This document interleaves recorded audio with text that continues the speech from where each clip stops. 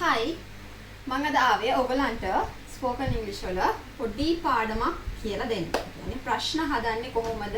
yes or no උත්තර විදියට yes or no answers ලැබෙන ප්‍රශ්න හදන්නේ කොහොමද කියලා තමයි මම අද මේ වීඩියෝ එකේ කියලා දෙන්නේ. ඊටම ලේසි ක්‍රමයක් තියෙන්නේ. අපි බලමු ස්ට්‍රක්චර් එක මොකක්ද කියලා. මුලින්ම තියෙනවා auxiliary නැත්නම් modal verb, ඊට පස්සේ subject, action verb, object. ඔයාලා දන්නවා auxiliary එකක් කියන්නේ මොකක්ද කියලා මම ඔයාලට මීට කලින් කියලා දීලා තියෙනවා. auxiliary එකක් කියලා කියන්නේ helping verb එකකට. helping verb කියන්නේ am, is, are, was, were කියලා කියන helping verbs. හරි modal verb එකක්. හරි modal verb කියන්නේ can, could, should වගේ modal verb එකක් තියෙනවා නම් ඒක ඉස්සරහට දාන්න ඕනේ. ඊට පස්සේ subject එක ක්‍රියාව කරන කෙනා. ඊට පස්සේ action verb එක ක්‍රියාව. මොකක් හරි action verb එකක් තියෙනවා නම් ඒක දාන්න ඕනේ. helping verb එක තමයි ඉස්සරහට දාන්නේ. action verb එක දාන්නේ තුන්වෙනියට.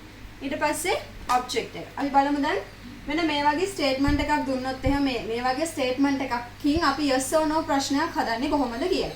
එතකොට she is studying for exam. ඇය විභාගය සඳහා ඉගෙන ගන්නවා. එතකොට අපිට ප්‍රශ්නය අහන්න ඕනේ ඇය විභාගයට ඉගෙන ගන්නවද කියලා. එතකොට තමයි අපිට yes or no answer එකක් හම්බ වෙන්නේ. එතකොට කොහොමද අපි දාන්නේ මේකට උත්තරේ? මේක කොහොමද අපි ප්‍රශ්න විදිහට හදන්නේ? මුලින්ම දාන auxiliary එක. auxiliary එක කියන්නේ මොකද්ද? helping verb එක. අපේ මේකේ තියෙන helping verb එක තමයි am, is, are වලින් මෙතන තියෙනවා is කියන helping verb එක. helping verb එක ඉස්සරහට ගත්තා. ප්‍රශ්නයක් අහනකොට helping verb එක ඉස්සරහට ගන්න ඕනේ. yes or no question එකකදී. is එතකොට subject එක මොකද්ද? අපි අර මේ ක්‍රමේ මම ඔයාලට මෙන්න මේ ක්‍රමේ කියලා දීලා තියෙන හැමතිස්සෙම මොකද්ද? is, she is කියන එක is she වෙනවා නේද? මෙන්න මෙහෙම යනවා. මෙන්න මෙහෙම වෙනවා. හරිද? එතකොට දැන් helping verb එක ඉස්සරහට ආවා, subject එක ආවා දෙවෙනියට. is she.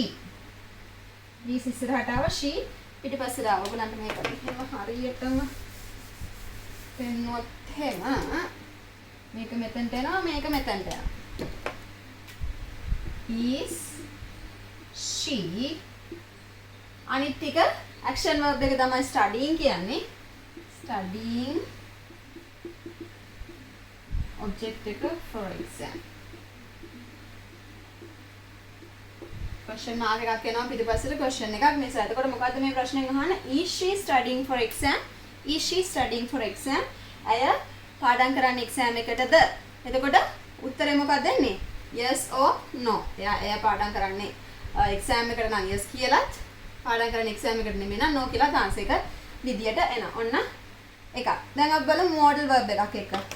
modal verb එකක් මම can කියන modal verb එක ගන්න statement එකක් විදිහට ගත්තොත් එහෙම I can teach.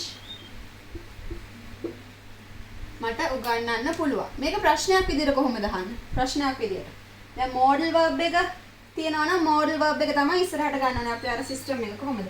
මේක ඉස්සරහට ගත්තා, මේක පිටිපස්සට ගත්තා. Can I teach?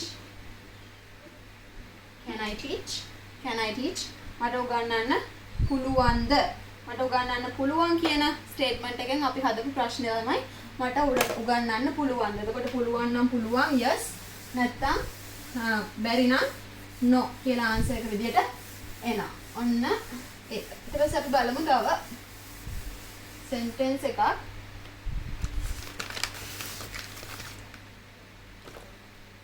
ස්ටේට්මන්ට් එකක විදියට ගන්නවා මම දැන් මෙන්න මෙහෙම එකක්.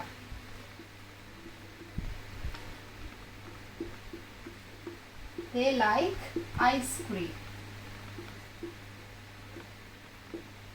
They like ice cream. එතකොට දැන් මෙහෙම එකක් ගත්තොත් එහෙම මේකේ තියෙන auxiliary එක නැත්නම් helping verb එක මොකද්ද ඉස්සරහට ගන්න? මේකේ තියෙන auxiliary එක මොකක්ද? like කියලා කියන්නේ ප්‍රධාන verb එක නැත්නම් action verb එක ප්‍රධාන මෙතන තියෙන ප්‍රධාන verb එක විදිහට ක්‍රියාපදයේ විදිහට පාවිච්චි වෙන like කියන එක. එතකොට මෙතන තියෙනවද helping verb එකක්? am, is, are, was, were මුකුත් නැහැ. එතකොට අපි හොයා ගන්න ඕනේ මේකට දාන helping verb එක ඉස්සරහට ගන්න auxiliary එක මොකක්ද කියලා. එතකොට අපි දැනගන්නවා, අපි දන්නවා මීට කලින් මම ඔයාලට කියලා දීලා තියෙනවා මෙන්න මේ like එක ඇතුලේ කැලි කීයක් තියෙනවද? කැලි දෙකක් තියෙනවා. මොනවාද කැලි දෙක? මේ like එක ඇතුලේ තියෙනවා do එක. do කියලා කියන helping verb එක තියෙනවා ඊට අමතරව like කියන එක තියෙනවා. හරිද? do like කියන එක තමයි මෙන්න මේ like කියන verb එක ඇතුළේ තියෙන ප්‍රධාන කොටස් දෙක. අපිට මෙන්න මේ දෙක එළියට ගන්න ඕනේ මේකේ ප්‍රශ්නේ හදන්න නම්. එතකොට අපි මොකද්ද මුලින්ම ගන්නෙ? එතකොට do තමයි මෙතනදී auxiliary එක විදිහට ක්‍රියා කරන්නේ. do ඊට පස්සේ subject එක තමයි they. do they action verb එක like කැමතිද?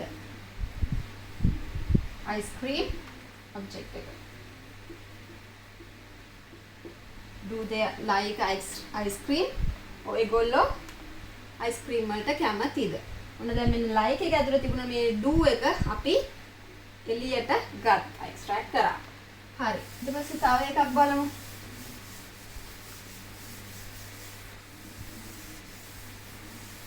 දැන් ඔන්න plural verb එකක් ගත්තා. අපි ගන්නවා singular verb එකක්.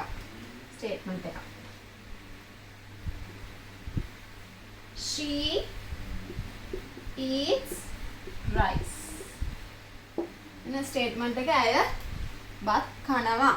එතකොට අපි ප්‍රශ්නයක් අහන්නේ කොහොමද? ඇය බත් කනවද? ඇය බත් කනවද? මෙන්න මේ eats rice කියන එක ඇතුලෙන් අපි කොහොමද ගන්නෙ? ඇය බත් කනවද කියන එක.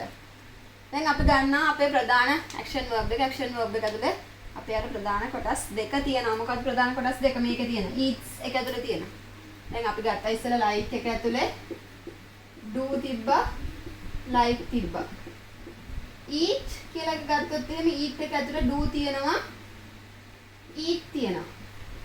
dance කියලා ගත්තොත් එහෙම dance එක ඇතුලේ do තියෙනවා dance තියෙනවා. එතකොට eat එක ඇතුලේ do තියෙනවා eat තියෙනවා. eat එක ඇතුලේ. හැබැයි මෙතන තියෙන්නේ eatද? මෙතන තියෙන්නේ eats. ඒක ඇතුලේ මොකක්ද තියෙන්නේ? කැලි දෙක. singular. eats singular verb එකක් තියෙනවා. eats කියන්නේ singular verb එකක්. අපි මේ base form එකෙන් තිබ්බොත් තමයි මේක plural verb එකක් වෙන්නේ. දැන් eats දාලා තියෙන්නේ. අපේ subject එකට අනුව verb එක දාලා තියෙන්නේ. කොහොමද මේකේ extract කරන්නේ මොකද්ද? do නෙමෙයි එතකොට. මොකද්ද මේක ඇතුලේ තියෙන කැලි දෙක? does. do නෙමෙයි තියෙන්නේ does. does එකට ගත්තොත් අපි does එක ගත්තොත් එහෙම එළියට eats කියලා මෙතන දාන්නේ නැහැ. මේකත් singular කරන්නේ නැහැ. does එක එළියට ගන්න නම් මේක අපේ base form එකෙන්ම තියන්න ඕනේ. එතකොට does and eat තමයි මේක ඇතුලේ තියෙන්නේ. එතකොට අපේ simple present tense වල අපි ඉගෙන ගත්තා she prepares dinner. she prepares කිව්වොත් dinner. she does කියලා දැම්මොත් එහෙම verb එක prepare වෙනවා. prepares වෙන්නේ නැහැ. එතකොට she does prepare dinner. she prepares dinner නැත්නම් she does prepare dinner. දැන් මෙතන does ගන්න නිසා අපි මේක verb එක base form එකෙන් තියන්න පුළුවන්. එතකොට මේ දෙක තමයි මේක extract කරාම එළියට එන්නේ. කොහොමද එතකොට මේකේ question එක හදන්නේ? අපි ගත්තා මේකේ does තමයි මුලින්ම ගන්න. auxiliary එක විදිහට does she කියන්නේ අපේ subject එක කරන කෙනා. දැන් අපි ගන්නේ eats the eat. does දාලා තියෙන්නේ. eats කරන්න ඕනේ නැහැ. අපි දාන්නේ eat. does she eat rice? ඇය බත් කනවද? does she eat rice? අපි මේවා දාන්නේ simple present tense වලදී සාමාන්‍යයෙන් කරන දෙයක් ගැන අහන්න. සාමාන්‍යයෙන් ඇය බත් කනවද කියලා තමයි මේ question එකේ අපි අහන්නේ. does she eat rice? ඔන්න අපි plural එකක් ගැන කතා කරා, singular එකක් ගැන කතා කරා. දැන් අපි යනවා past tense එකක් ගැන කතා කරන්න. හරිද?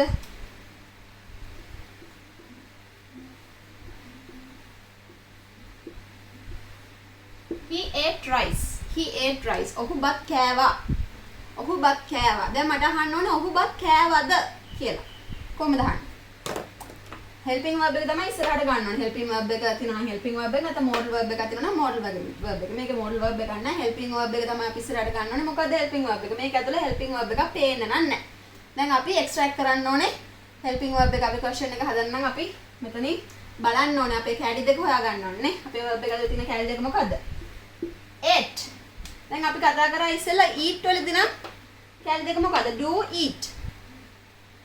එතකොට ate වලදී eat වලදී කතා කරා do eat. එතකොට eats වලදී කතා කරා eats singular නම් verb එක singular නම් අපි කතා කරා මෙතන does ගන්නවා. මෙතන eat ගන්නවා කියලා. does eat. එතකොට මෙතනදී ate past tense එක. past tense එකේ කැලේ දෙක මොකද්ද? past tense එකේ කැලේ දෙක මොකද්ද? කාලා ඉවරයි. එතකොට do එකේ does එකේ past tense එක මොකද්ද? අපි singular plural නම් do ගත්තා, singular නම් does ගත්තා. මේ දෙකේම past tense එක මොකද්ද? ඔව් ඔයාලා හරි. මොකද්ද past tense එක? did. did ඊට පස්සේ did කියන එක දැම්මහමත් ආයිත් ate කියලා past tense එකෙම තියන්න ඕනේ නැහැ. මේක එතන did කියලා දාන්නේ past tense කියලා පෙන්නන්න. එතකොට මේක අපේ base form එකෙම තියන්න පුළුවන්. ඊට පස්සේ මේකේ අනිත් කැල තමයි eat කියලා කියන්නේ. මේකේ අනිත් කැල තමයි eat. එතකොට මෙතන did මෙතන eat. මොකද අපි මෙතන did දාලා මෙතනත් ate දාන්නේ නැහැ. දෙකම past tense වෙනවනේ. ඒකට දෙකම past tense වලින් තියන්නේ නැහැ අපි. did මෙතනට ගත්තා නම් මෙතන තියෙන්නේ ඉතුරු වෙලා තියෙන්නේ eat කියන කැල විතරයි. ඔන්න අපි එළියට ගත්තා. එතකොට කොහොමද මේක හදන්නේ? අපේ helping verb එක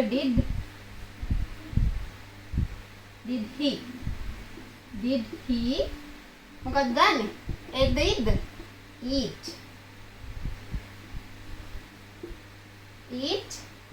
rice. did he eat rice? ඔහු බත් කෑවද? දැන් අපි විදි 4-5ම කතා කරා. singular වෙනවා නම් කොහොමද? plural වෙනවා නම් කොහොමද? එතකොට helping verb එකක් පේන්න තියනවා නම් කොහොමද? නැත්නම් modal verb එකක් පේන්න තියනවා නම් කොහොමද? නැත්නම් modal verb එකක් හෝ helping verb එකක් පේන්න නැත්නම් අපි helping verb එක හොයාගන්නේ කොහොමද? past tense වලදී කොහොමද? හැමදේම කතා කරා අපි දැන්. ඔයාලට yes or no question එකක් හදා ගන්නවා නම් මෙන්න මේ ක්‍රමය තමයි පාවිච්චි කරන්න ඕනේ yes or no question එකක් හදා ගන්න. ඉතින් මම හිතනවා spoken english වලට කතා කරද්දී ප්‍රශ්න අහද්දී මෙන්න මේ සිස්ටම් එක භාවිතා කරොත් ඔයාලට ලේසි වෙයි කියලා. පොඩි ලොකු කියලා නෑ. ඉංග්‍රීසි වෙනස් වෙන්නේ නැහැ. ඉතින් හැමෝටම මේක වැදගත් වෙයි කියලා හිතනවා. වීඩියෝ එක හොඳයි නම් channel එක subscribe කරලා like එකක් දාලා comment එකක් දාන්න. thank you. බුත් සරණයි. bye bye.